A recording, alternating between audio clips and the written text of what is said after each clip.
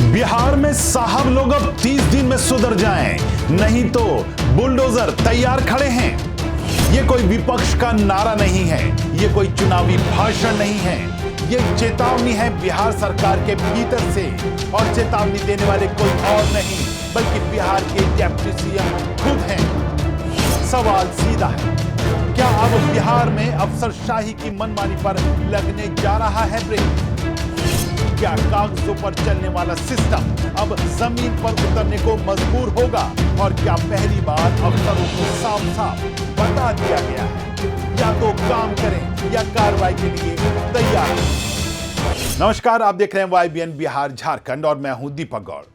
आज मुद्दा गर्म है कि इस एपिसोड में एक बार फिर हम बिहार सरकार की अपने आला अफसरों को उस सख्त चेतावनी पर बात करने जा रहे हैं जिसमें सरकार ने इन अफसरों के लिए उन पर कार्रवाई की एक समय सीमा तय कर दी है। जहां एक और बिहार के मुख्यमंत्री विवादों के चलते मीडिया से दूरी बनाए हुए हैं, वहीं उनके दोनों डिप्टी सीएम ने सुशासन बाबू के नाम को सही साबित करने के लिए गर्दा उड़ाया हुआ है। यानी हम बात कर रहे हैं बिहार के दोनों डिप्टी सीएम सम्राट चौधरी और विजय कुमार सिन्हा की, उस फटकार की जिसने सिस्टम के भीतर हलचल मचा दी है। दरअसल शुक्रवार और शनिवार को लगातार बिहार सरकार के दोनों डिप्टी सीएम अलग अलग मंचों से एक ही बात दोहराते नजर आए। अफसर लोग ध्यान से सुन लें, अब चेतावनी नहीं एक्शन होगा। अब जनता की फाइलों को जबरन लटकाने की शिकायतें नहीं, जनता की शिकायतों के निस्तारण की सूचना सीएम को चाहिए। अब गरीब, किसान और वंचितों को परेशान करने वाले अफसरों की खैर नहीं। डिप्टी सीएम विजय कुमार सिन्हा ने सीधे शब्दों में कहा, अगले 30 दिनों में अगर जमीन पर सुधार नहीं दिखा तो जिम्मेदार अधिकारियों पर सीधी कार्रवाई होगी। सरकार की नाराजगी किन किन बातों पर है, जरा ध्यान दीजिए। स्वच्छता व्यवस्था, टैक्सेशन सिस्टम, कचरा प्रबंधन, शहरी सेवाओं की बदहाली, अचल और नगर निकायों में भ्रष्टाचार, गरीब और किसानों को बेवजह दौड़ाना, राजस्व विभाग में भ्रष्टाचार। उन्होंने कहा कि शहरी प्रशासन की हालत फाइलों से नहीं, सड़कों और मोहल्लों से आकी जाएगी। सफाई व्यवस्था, सड़क किनारे जमा कचरा, टैक्स वसूली की पारदर्शिता और आम लोगों से संवाद, इन सभी मोर्चे पर नगर निकायों को ठोस सुधार करना होगा। उन्होंने अधिकारियों को निर्देश दिया है कि 1 महीने के भीतर हर नगर निकाय से सुधार की लिखित रिपोर्ट प्रस्तुत की जाए।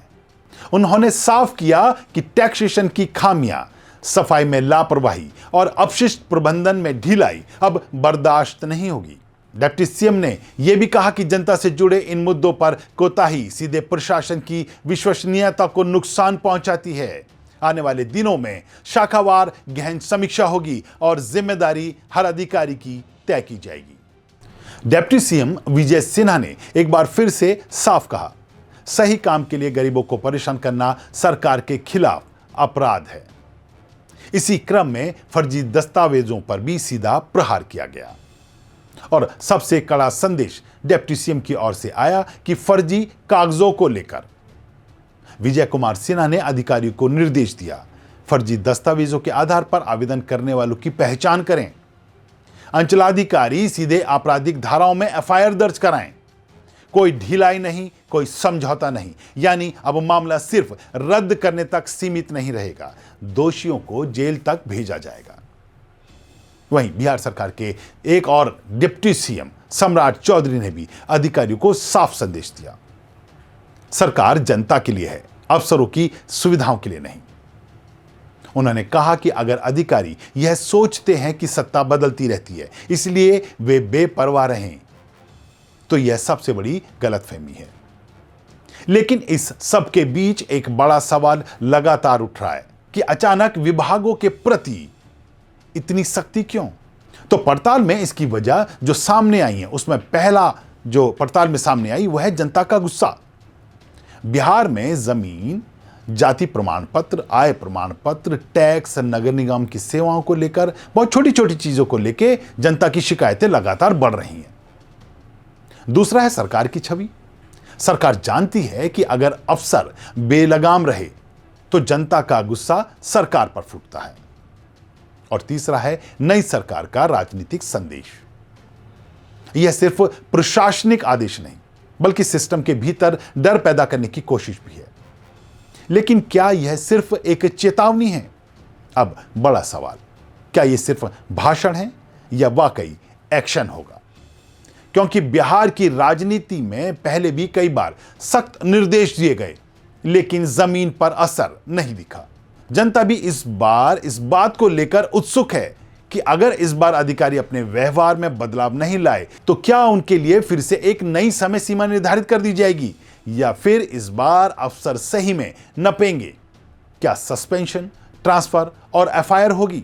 लेकिन जैसा पूर्व में होता आया है, नेताजी भाषण दे गए लेकिन बाद में दोषियों, भ्रष्टाचारियों पर कार्रवाई कुछ नहीं। ऐसा ही इस बार भी होगा और 30 दिन बाद सब सामान्य हो जाएगा।